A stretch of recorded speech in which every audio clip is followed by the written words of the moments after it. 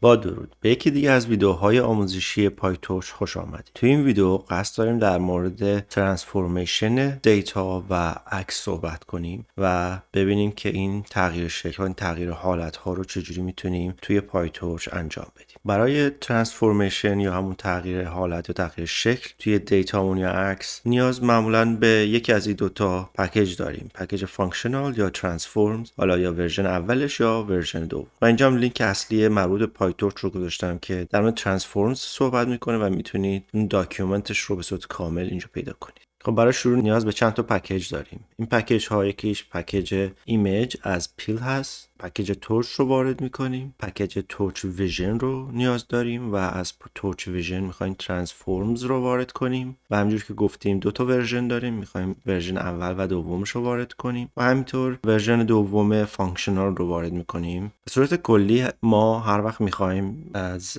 عکس استفاده کنیم توی مدل هامون از تورچ ویژن استفاده میکنیم. تورچ به صورت کلی سه تا پکیج اصلی داره که تورچ ویژن و تورچ آدیو هستن. تا الان ما با تورچش آشنایی داشتیم و تو این ویدیو میخوایم از تورچ ویژن هم استفاده کنیم. یه دونه عکس داریم که این عکس رو هم توی گیت هاب میذارم که بتونین از این عکس استفاده کنیم و این عکس رو کنار فایل های دیگه اینجا میتونید ببینید. اسمش nature.jpg هست و این عکس رو میخوایم وارد کنیم. این عکس رو به وسیله این ایمیجی که اینجا وارد کردیم قرار باز کنیم و الان عکسی که داریم این هست. حالا میخوایم روی این عکس به اصطلاح یه سری ترانسفورمیشن انجام بدیم، عکس رو تغییر شکل روش انجام بدیم و تو این ویدیو میخوایم یه سری از اون ترانسفورمیشن هایی که برامون موجود هست رو بررسی کنیم. توی اولین ترانسفورمیشنمون میخوایم از رندوم هوریزونتال فلیپ استفاده کنیم. کلا کارش اینه که این عکس ما رو به اصطلاح فلیپ میکنه از چپ به راست. ما الان اگر نگاه کنین این عکسمون این شکلی هست. وقتی از رندوم هوریزونتال فلیپ استفاده میکنیم عکسمون از چپ به راست تغییر کرد، اصلا عکسمون رو فلیپ کرد. یکی دیگه از ترانسفورمیشن ها رندوم روتیشن هست. رندوم روتیشن یه دونه پارامتر داره دیگریز، یعنی درجه. رندوم روتیشن در واقع به صورت رندوم این عکس ما رو میچرخونه و میتونیم به وسیله دیگریز مشخص کنیم که رنج درجاتی که میخوایم عکسمون به چرخه چی باشه. وقتی منفی 180 تا 180 رو بهش میدیم و اینو ران میکنیم به صورت رندوم یه سری درجات رو انتخاب میکنه و این عکس ما رو روتیت میکنه. الان میبینید که این عکسمون چرخید و یه درجه خاص خودش انتخاب کرده، عکسمون رو چرخونده. حالا اگر شما عکس اولیه‌ای که داریم و پرینت بگیریم اینه که عکست اصلی تغییری توش ایجاد نشده. بعدی رندوم کراپ هست. رندوم کراپ هم یعنی مثل تو رندوم یه قسمتش رو انتخاب کن و یه پارامتر داره به اسم پارامتر سایزی که میخوایم جدا کنیم سایزش چند در چند باشه و داریم رندوم به صورت رندوم کراپ. اینو هرچی ران کنید هر بار یه قسمت دیگر رو به ما نشون میده. ترانسفورمیشن بعدیمون گری اسکیل هست که عکسمون رو سیاه و سفید میکنه. یه ترانسفورمیشن دیگه داریم سنتر کراپ، یعنی که وسط عکس رو بر اساس اون سایزی که بهش میدیم قیچی میکنه ما برمیگرده. الان این دقیقاً وسط عکس، یعنی اینا هرچی ران کنید شما یه چیز بیشتر نمیگیرید. حالا سایزش رو میتونید تغییر بدید، بزرگتر کوچیک‌ترش کنید.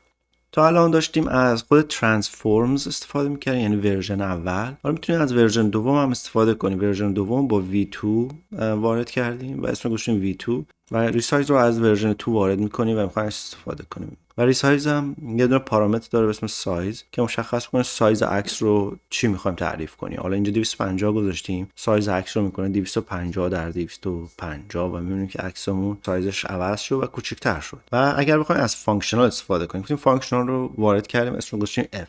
فانکشنال در واقع اون یه حالت تابع داره و فرقش با خود ترانسفورم اینه که فانکشنال به صورت مستقیم روی عکس سر تغییرات انجام میده و مثل ترانسفورم آبجکتش رو درست نمی‌کنیم و از اون آبجکتش استفاده کنیم. اینجا می‌بینیم که توی مثال‌های قبلیمون ما اول میومدیم یک نمونه از اون ترانسفورم رو درست می‌کردیم، بعد عکس اون رو میدادیم به اون ترانسفورم. حالا توی فانکشنال ها کاری که می‌کنیم این شکلی هست.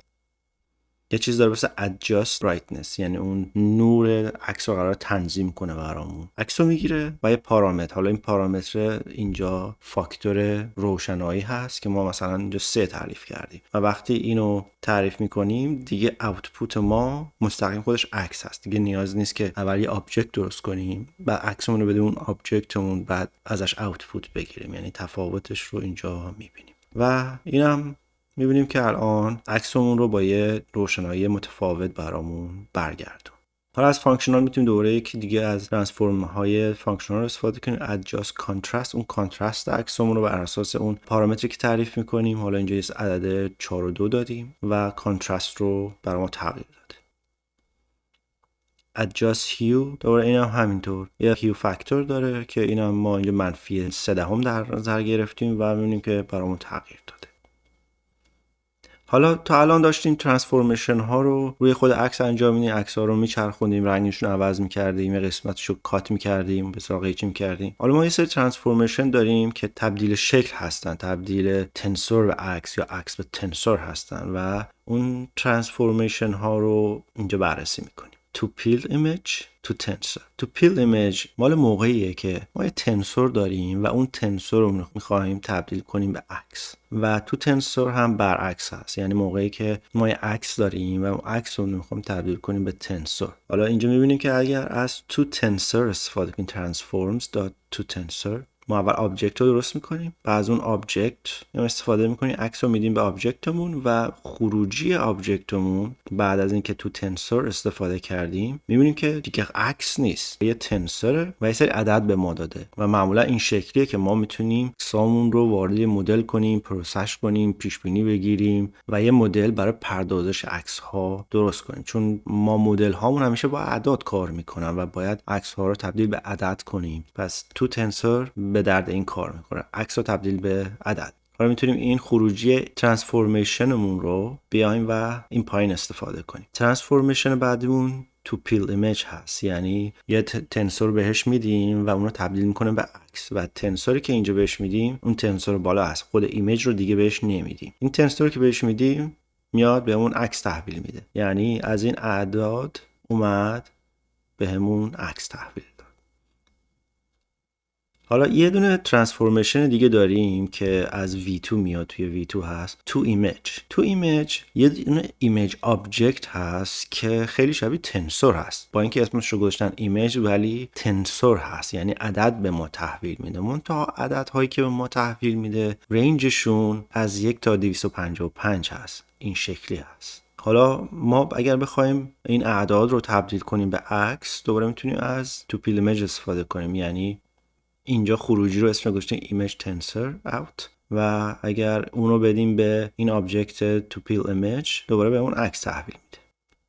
یکی دیگه از کارهایی که میتونیم برای ترانسفورمیشن انجام بدیم، به جایی که بیایم تک تک ترانسفورمیشن ها رو جدا جدا انجام بدیم، میتونیم از یه دونه قابلیت های پایتورچ استفاده کنیم به اسم کامپوز میاد و چندین ترانسفورمیشن مختلف رو برامون یک جا انجام میده و اونا رو به ترتیب میتونیم بدیم به کامپوز و کامپوز تک تک اونا رو به ترتیب روی عکسمون انجام میده و اون برمیگرده. یعنی آبجکت درست میکنیم اسمش رو میذاریم ترانسفورم و شامل کامپوز 2 تا ترانسفورم متفاوت هست. اولی تو ایمیج که عکسمون رو تبدیل میکنه به اون تنسور ایمیج که گفتیم بین رنجش بین 1 تا 255 هست و یه دونه ترانسفورمیشن دیگه داریم تو دیتا تایپ و میاد و دیتا تایپ رو برای ما تغییر میده. حالا ما میخوایم اون اعدادی که بین 1 تا 255 بودن و اینتیجر بودن رو تبدیل کنیم به فلوت 32 و خروجیش رو که میگیریم وقتی عکس رو میدیم به این ترانسفورمیشنمون خروجیش دیگه فلوت هست.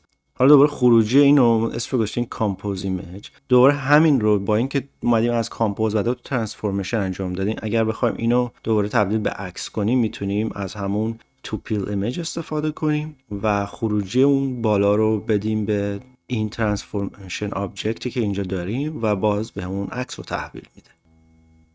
یه دونه دیگه ترانسفورمیشن داریم که برای نورمالایز کردن عکسامون هست و نورمالایز کردن عکسامون به صورت کلی موقعی استفاده میکنیم که حالا عکس‌های مختلف داریم، بعضی عکس‌ها ممکنه روشناییشون، کانترستشون همه چیشون با هم فرق داشته باشه، عکس‌های با کیفیت بد باشن کلا. برای اینکه اون عکسامون رو به اصطلاح همه رو نورمالایز کنیم، همه رو بیاریم توی یک رنج استاندارد، میایم از نورمالایز استفاده میکنیم. نورمالایز به صورت کلی 3 تا پارامتر داره که اون 3 تا پارامتر 2 تاش خیلی مهم هستن. یکیش مین یعنی متوسط و یکیش استاندارد دیوییشن هست که استاندارد دیوییشن یعنی انحراف معیار. باید مشخص کنیم که اون نورمالایزمون از چه نوع مین و استاندارد دیوییشنی باید استفاده کنه. و چون داریم با عکس کار میکنیم، عکس ها معمولا 3 تا به اصطلاح کانال دارن، کانال RGB Red Green Blue، و برای هر کدوم از این کانال ها ما باید مین و استاندارد دیوییشن تعریف کنیم و به همین دلیل اینجا ما نورمالایز رو که استفاده میکنیم و میگیم مین، یه دونه لیست میدیم. این لیستمون رو الان همه رو داریم نیم تعریف کنیم. حالا اینا میتونن هر عددی باشن و اعداد هم میتونن با هم متفاوت باشن. برای استاندارد دیوییشن یا همون انحراف معیار هم دوباره اومدیم نیم تعریف کردیم و میتونیم هر عدد دیگه تعریف کنیم. حالا تو این ترانسفورمیشنی که اینجا داریم ما اومدیم از کامپوز 5 تا ترانسفورمیشن مختلف استفاده کردیم: رندوم ریسایز کراپ، رندوم هوریزونتال فلیپ، تو ایمیج، تو دیتا تایپ و نورمالایز. یعنی اول اومدیم عکس‌ها رو یه ذره ریسایز کردیم، کراپ کردیم، بعدش فلیپش کردیم و اومدیم تبدیل به تنسورش کردیم، عدد به ما تحویل داده. عددا رو اومدیم شکلشون رو تغییر دادیم و کردیم فلوت 32 و اون عددا که به ما تحویل داد و اومدیم مثلا نورمالایزش کردیم و اومدیم با استفاده از اون مین و استاندارد دیوییشن اونا رو بردیم توی یک رنج استاندارد و یه خروجی گرفتیم. خروجی که گرفتیم این عددهامون الان این شکلی هست، یعنی عکسمون تبدیل شد به این اعداد. این تغییرات رو که روی عکسمون انجام دادیم اسم رو گذاشتیم این. می‌خوایم ببینیم اگر دوباره اینو برگردونیم تبدیل کنیم به عکس، اون تغییراتی که روی عکس ما ایجاد شد چه شکلی هست، عکسمون چه شکلی شد. و می‌بینیم که حالا دوباره از تو پیل ایمیج استفاده کردیم، یعنی عکسمون ریسایز شده، کوچیک‌تر شده و فلیپ شده و یه سری این رنگ‌ها و چیزهای دیگه‌اش تغییر کرده چون اومدیم از نورمالایز استفاده کردیم و باعث شده که یه سری از رنگامون تغییر کنه. تا حالا ما اومدیم از ترانسفورمیشن های استفاده کردیم که تعریف شدن و به صورت معمول همین کار رو میکنیم. ما توی ویدیو قبل یه دونه ترانسفورمیشن داشتیم که خیلی ساده بود و میخوایم ببینیم که حالا اگر ترانسفورمیشن خودمون بسازیم چجوری میتونیم ازش استفاده کنیم و توی مثال بعد که اینجا هست میخوایم در مورد اون ترانسفورمیشن هایی که خودمون تعریف میکنیم صحبت کنیم، ببینیم چجوری میتونیم ترانسفورمیشن تعریف کنیم و چجوری ازش استفاده کنیم. توی ویدیو قبل ما یه دیتا ست ساختیم به اسم واین دیتا ست که از این فایل واین استفاده میکرد. این هم کلا اون دیتا ستی بود که داشتیم، با این تفاوت که الان این کلاسی که اینجا تعریف کردیم ما اومدیم به متد اینتمون یه دونه پارامتر جدید تعریف کردیم که گذاشتیم ترانسفورم و دیفالتش نان هست، یعنی هیچ ترانسفورمی فعلا توش تعریف نشده. و اومدیم این پایین یه خاصیت جدید تعریف کردیم به اسم self.transform که قراره در واقع معادل همون ترانسفورم باشه که اینجا وارد میکنیم و اگر چیزی وارد نکنیم در واقع این هیچ کاری انجام نمیده. و لنمون هم این پایین که همون مثل قبل تعریف میکنیم، کاری باش نداریم، ولی توی get item موقعی که میخوایم آیتم های دیتا ستمون رو برگردونیم اونجاست که ما میخوایم ترانسفورمیشن همون هم انجام بدیم. اول میگیم if self.transform، یعنی اگر این نان نبود، اگر یه چیزی اینجا یه دونه پارامتر وارد کردیم اون موقع بیاد از این خط بعد استفاده کن. اگر هم که همون نان بود که این رو در واقع نادیده میگیره و میره خط بعد. با این کلاس تا الان آشنا بودید، تو ویدیو قبل دیدیم این کلاس رو فقط این خط و این خط رو بهش اضافه کرد و این خطا کارشون دیگه ترانسفورمیشن و داده ما هستن. اگر یادتون باشه توی ویدیو قبل ترانسفورمیشنی که ما نیاز بود انجام بدیم این بود که ما اینجا داده‌ای که وارد میکنیم نامپای هست و ما میخوایم ترانسفورمش کنیم به تنسور. ما توی قسمت بعد میایم و یه دونه کلاس تعریف میکنیم، اسمش میذاریم تو تنسور این شکل. و این کلاس جدیدی که قراره تعریف کنیم با یه دونه متد تعریفش میکنیم به اسم کال که این کلاس ما رو شبیه یک فانکشن میکنه، شبیه یک تابع میکنه که به محض اینکه ازش استفاده کنیم اجرا میشه. حالا این ترانسفورمیشن ما اول یه دونه پارامتر داره به اسم سامپل که گفتیم سامپل ما این بالا که ساختیم یه دونه x داره یه دونه y، پس دو تا چیز رو به ما برمیگردونه که ما میدونیم دو تا چیز در واقع چی هستن، یکیش اینپوتمونه یکیش تارگتمون، همون x و y مون هستن و میخوایم این دوتا رو تبدیل کنیم به تنسور و میایم تک تک با استفاده از from numpy اونها رو تبدیل میکنیم به تنسور و جفتشون رو برمیگردونیم و موقعی که میخوایم برگردونیم باید با همون ترتیبی که انتظار داره برگردونیم. پس این فعلا ترانسفورمیشنی بود که خودمون داریم میسازیم و تبدیل یک آرایه به تنسور هست. بعد توی خط بعد ما اومدیم از دیتا ستمون یه دونه آبجکت دیتا ست ساختیم بدون استفاده از هیچ ترانسفورمی و توی خط بعد اومدیم یه دونه دیتا ست دیگه ساختیم و داریم از این کلاسی که ساختیم استفاده میکنیم و این کلاسی که ساختیم رو گفتیم مثل تابع استفاده میکنیم، مثل فانکشن، یعنی از پرانتز استفاده میکنیم که اجرا بشه. میایم و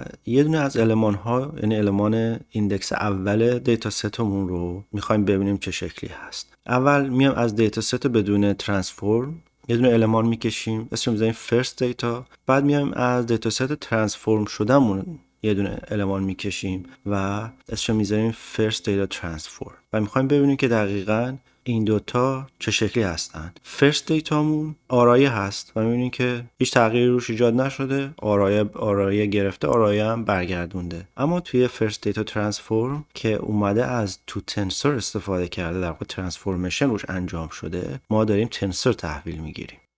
خب تو این ویدیو قصد داشتیم کلا به صورت کلی ببینید چه جوری میتونیم ترانسفورمیشن انجام بدیم، به خصوص ترانسفورمیشن روی عکس هامون. و یه دونه ترانسفورمیشن سادم ساختیم که ببینیم چه جوری میتونیم اون آرایه رو تبدیل کنیم به تنسور و از اون ترانسفورمیشنی که داشتیم استفاده کنیم توی دیتا ستمون. ولی تعداد ترانسفورمیشن هایی که توی پایتورچ موجود هست خیلی بیشتر از این ترانسفورمیشن هایی بود که ما توی این ویدیو بررسی کردیم. این بالا من یه دونه لینک گذاشتم به سایت پایتورچ ترانسفورمز که اگر برین توی این صفحه میتونین تمام ترانسفورمیشن هایی که توی پایتورچ موجود هست رو ببینید.